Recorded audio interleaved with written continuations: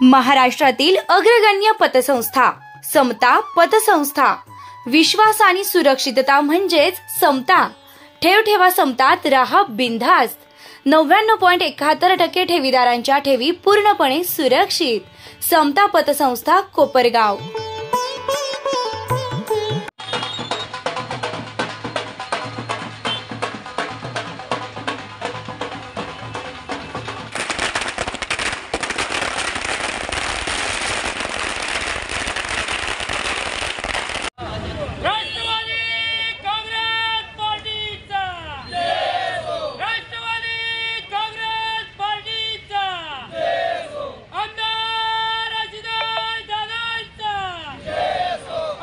कोपरगाव शहराला पाणी पुरवठा करण्यासाठी 131.24 कोटी रुपये निधीतून करण्यात येत असलेल्या पाणी पुरवठा योजनेची 19,68,60,000 रुपये 15% लोकवर्गणी आमदार आशुतोष काळे यांनी शासनाकडून मिळवून दिल्याबद्दल आज कोपरगाव शहर राष्ट्रवादी काँग्रेसच्या वतीनं महापुरुषांना अभिवादन करत नागरिकांना पेढे वाटून आनंद साजरा करण्यात आलाय। कोपरगाव शहराच्या 5 नंबर साठवण तलाव व वितरण व्यवस्थेसाठी 131.24 कोटी रुपये निधी मिळविण्यात आमदार आशुतोष काळे यांना यश मिळालंय। परंतु साठवण तलावाला निधी मंजूर करताना 15% निधी हा कोपरगाव नगर परिषदेला भरणं अनिवार्य होतं। अर्थात हा निधी कोपरगावकरांच्या करातून जाणार होता, परंतु 15% म्हणजे जवळपास 20 कोटींच्या आसपास एवढी मोठी रक्कम भरण्याची कोपरगाव नगर परिषदेची आर्थिक परिस्थिती नसल्यामुळे मोठी अडचण निर्माण झाली होती।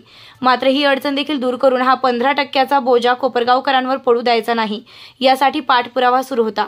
त्या पाठपुराव्याची महायुती शासनानं दखल घेऊन या 15% निधीची रक्कम देखील आपल्याला दिल्यामुळे पुन्हा एकदा कोपरगाव नगर परिषदेचे 19,68,60,000 रुपये वाचले आहेत।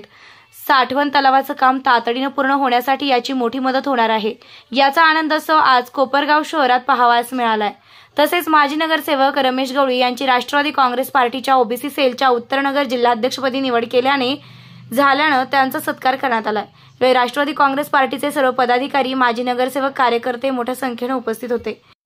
काँग्रेसच्या वतीने आम्ही सर्वजण छत्रपती शिवाजी महाराज यांच्या स्मारक आणि डॉक्टर बाबासाहेब आंबेडकर स्मारक या ठिकाणी जल्लोष साजरा करण्यासाठी आलो आहोत।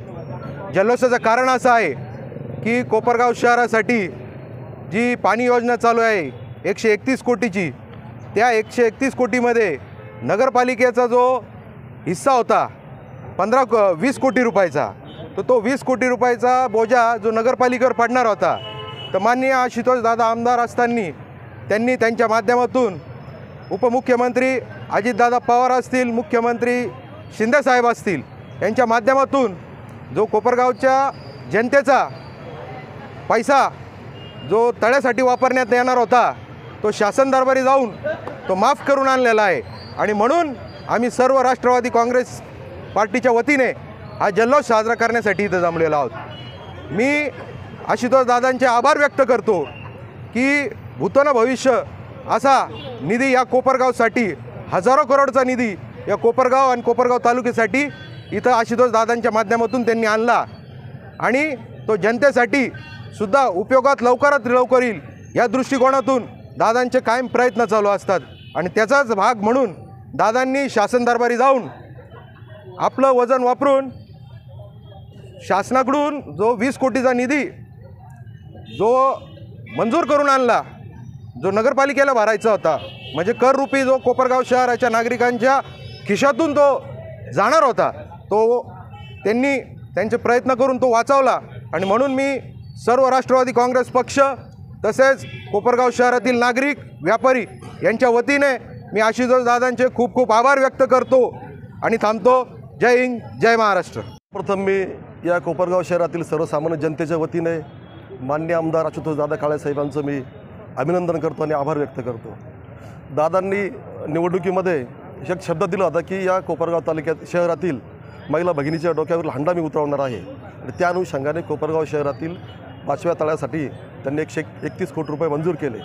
परंतु शासनाची ती एक अट होती की हे पैसे मंजूर करत असताना साधारणतः 20 कोटी रुपये हे कोपरगाव नगरपालिकेने एक लोकवर्गणी म्हणून तिथे राज्य शासनाकडे भरायचे होते, आणि तो एक बोजा तो आपल्या या नगरपालिकेवर पडणार होता।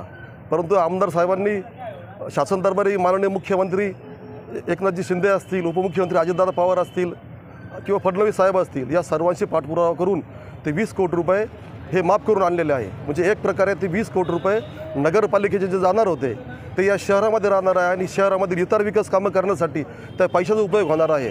तर निश्चितपणानं ही गोष्ट आपल्यासाठी आनंदाची आहे, संपूर्ण कोपरगावकरांसाठी निश्चितपणानं भुसावळ आहे. आणि हा विरोधक किती आमच्यावर टीका करत असतो दादांवर, परंतु विकास हा थांबत नाही आणि सूर्यावर थुंकण्याचा प्रकार विरोधक करतायत. परंतु आम्ही त्यांना विकासाच्या माध्यमातून सत्कार देत आहोत, ही सर्वसामान्य जनतेला समजतं आहे. आणि येणाऱ्या पुढील निवडणुकीमध्ये सुद्धा आमदार साहेबांना पुन्हा कोपरगावची जनता विजयी करू अशी अपेक्षा व्यक्त करतो आणि थांबतो. जय हिंद, जय महाराष्ट्र. आज आम्ही सर्वजण राष्ट्रवादी काँग्रेस पक्षाचे पदाधिकारी कोपरगाव तालुक्यात माननीय आमदार आशुतोषदादा काळे यांनी जो निवडून आल्याबरोबर जो एक विडा उचलला होता का या कोपरगावचा पाणी प्रश्न मी सोडवल, त्या अनुषंगाने त्यांनी 2 महिन्यातच 5व्या नंबर तळ्याचं काम या ठिकाणी चालू केलं. आणि जी भूतोन भविष्य अशी या कोपरगाव शहरासाठी 132 कोटीची जी स्कीम या ठिकाणी चालू आहे, त्या स्कीमसाठी नगरपालिकेतनं जो नगरपालिकेचा हिस्सा होता सुमारे 20 कोटी रुपयाचा, तो आज माननीय आमदार साहेबांनी आपलं वजन वापरून त्यांनी तो निधी आज आपल्या शासनाकडनं माफ करून घेतला. म्हणजेच आज आपल्या कोपरगाव नगरपालिकेवर जो 20 कोटीचा बोजा पडणार होता तो आज माफ झालेला आहे. आणि त्यामुळे जी कोपरगावचे विरोधक जे असे म्हणत होते का नगरपालिकेवर बोजा पडणारे एवढे पैसे कोण भरल, तर माननीय आमदार साहेब हे कमी बोलतात पण कामातून त्यांचं उत्तर हे विरोधकांना कायम देत असतात. त्या अनुषंगाने आज पुन्हा एकदा माननीय आमदार साहेबांनी एक विकासाचा षटकार या ठिकाणी मारला आणि मंत्रालयात जाऊन 20 कोटीचा निधी हा त्यांनी मंजूर करून आणला. आणि त्यामुळे माननीय आमदार साहेबांचे या कोपरगावच्या समस्त नागरिकांच्या वतीने मी खूप खूप आभार मानतोय. असाच विकासाचा हा जो दौर आहे हा असाच पुन्हा पुन्हा चालू राहो आणि आपलं कोपरगाव असंच बदलत राहो. या कोपरगावचं नाव त्यांनी जे बदललं ते खरंच आज नगर जिल्ह्यामध्ये आपलं कोपरगाव सगळ्यात जास्त निधी आणणारं गाव या ठिकाणी झालेलं आहे. म्हणून मी पुन्हा एकदा माननीय आमदार आशुतोषदादा काळे यांचे खूप खूप आभार मानतो आणि नागरिकांच्या वतीने खूप खूप धन्यवाद करतो. निर्भीड कोपरगाव न्यूज, योगेश डोके, कोपरगाव.